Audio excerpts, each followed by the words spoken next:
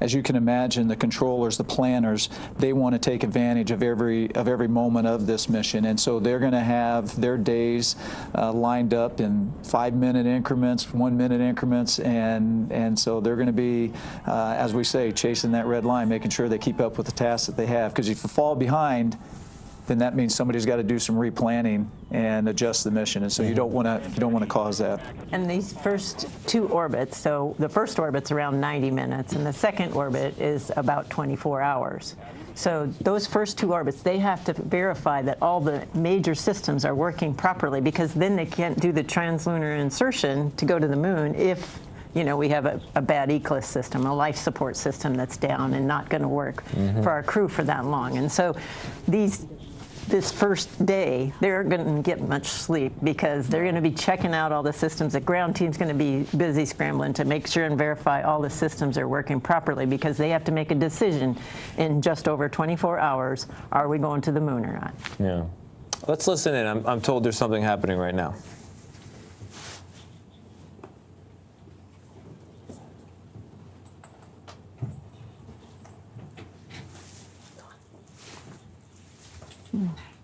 Integrity and nominal MECO, core stage separated. All right. We see the same onboard stand. So, so main engine cutoff. So the big booster, the orange thing, yes, finished its work. Yes. And it's separated now. Yeah. And it's coming down to Earth. Yes. So then the stage has separated, done its job. Space Launch System upper stage, the interim cryogenic propulsion stage, or ICPS, still attached to the Orion spacecraft.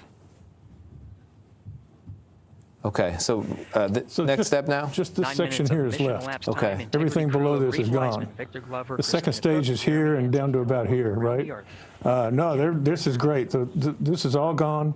They're getting ready to do deploy their solar arrays in about 10 or 15 minutes, maybe. The 4 solar arrays, like we have on our model here, will unfold, come out to start recharging the batteries on the Orion, and that's a major.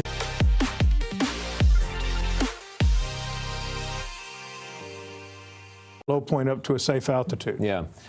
This has been amazing for us here, but you know who I want to check back in with? Little astronaut Jack in Spaceview Park. we saw him at the top of the hour. I want to go back to Rob Marciano. What's it like? What's the reaction there in the crowd? Well, Jack he's been running around in circles. I can't find him anymore. The commander, Jack, I think he's ready to go to Mars after seeing that. Hey, guys, I mean, it's just...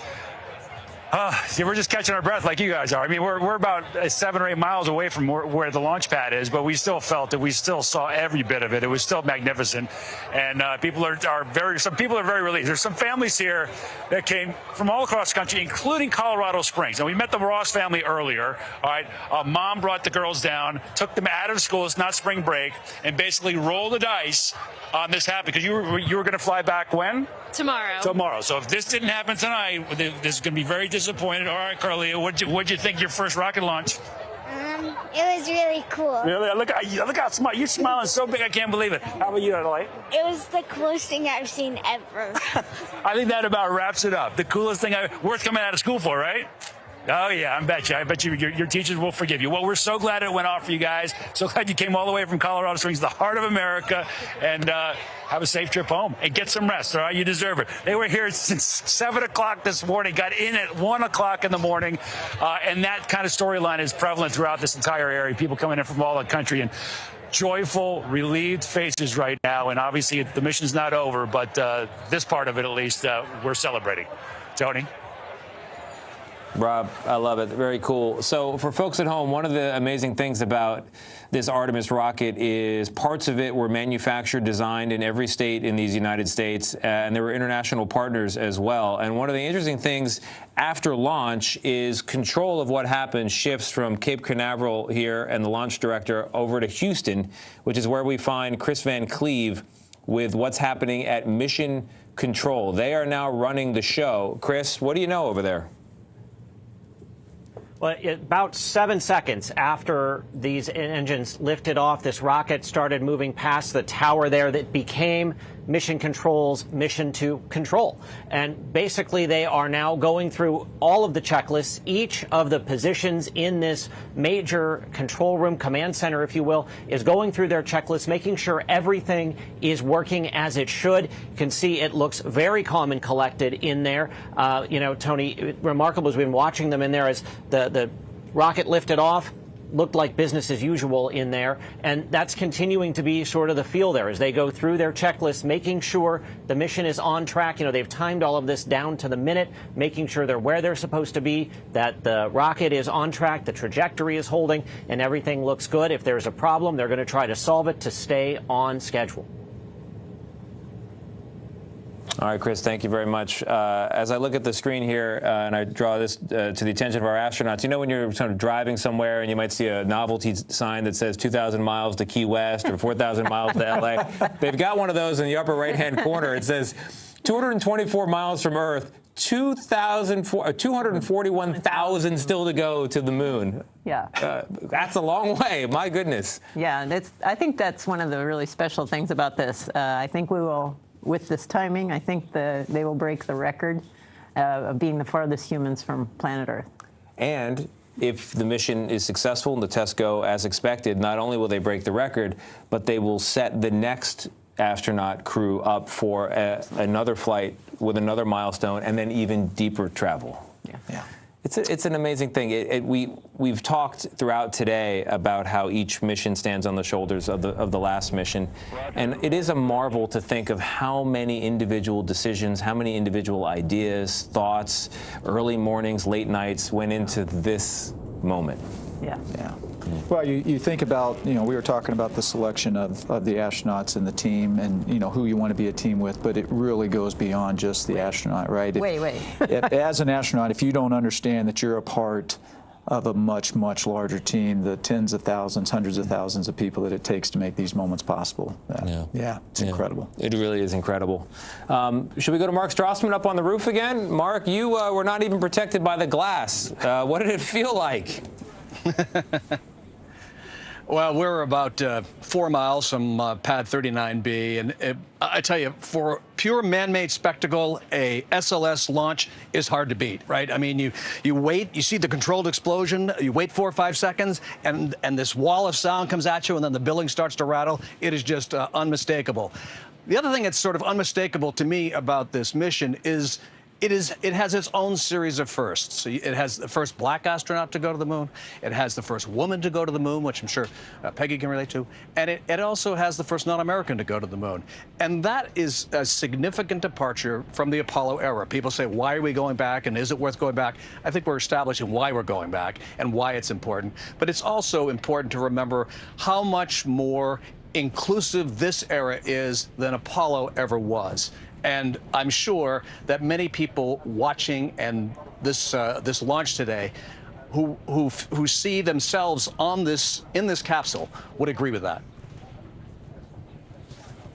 Yeah, Mark, absolutely right. I want to go to Derek Pitts now, chief astronomer and planetarium director at the Franklin Institute in Philadelphia. Derek, I'm here watching it as a civilian who knows nothing about math, science, or engineering, and I just say, wow, you know a thing or two. What's your impression?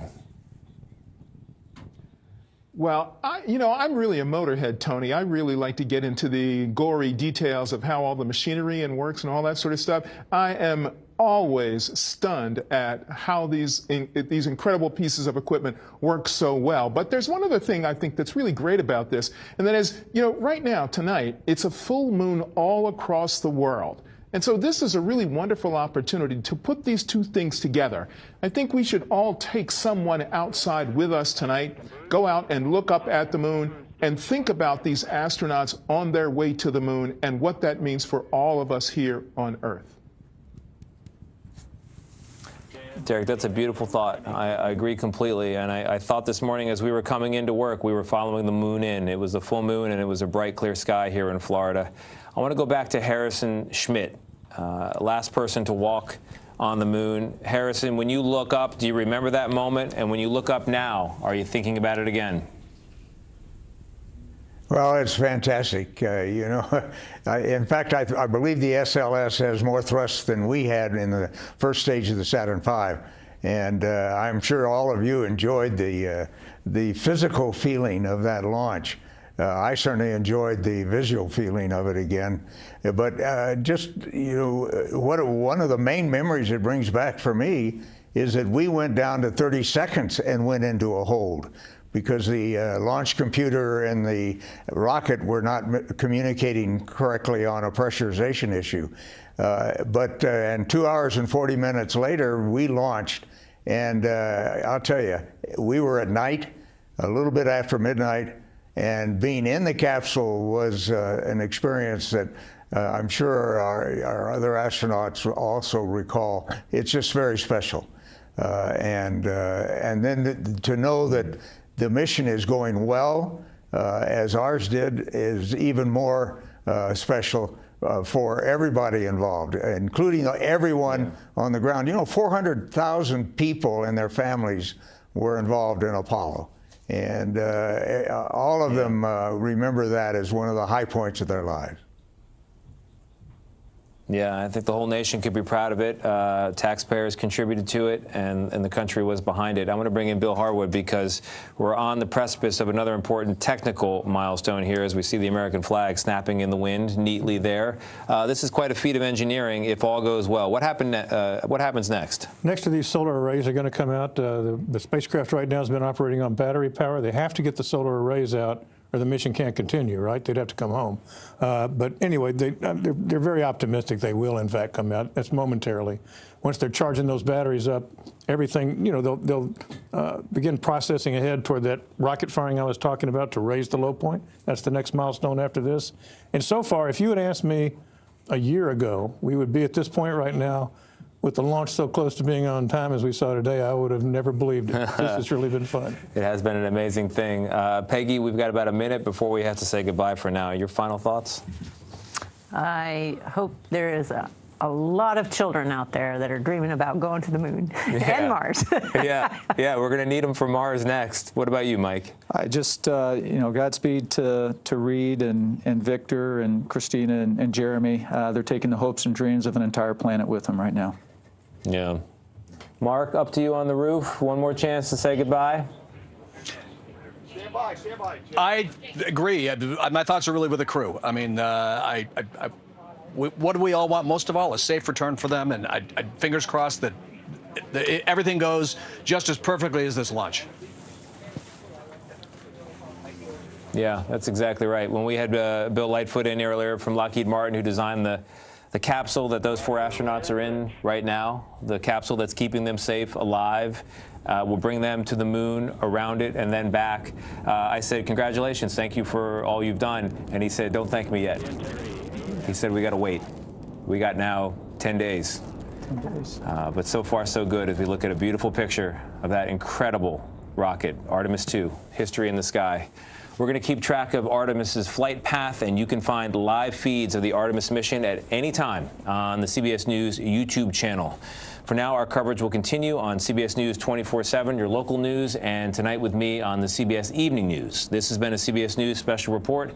I'm Tony DeCopel at the Kennedy Space Center.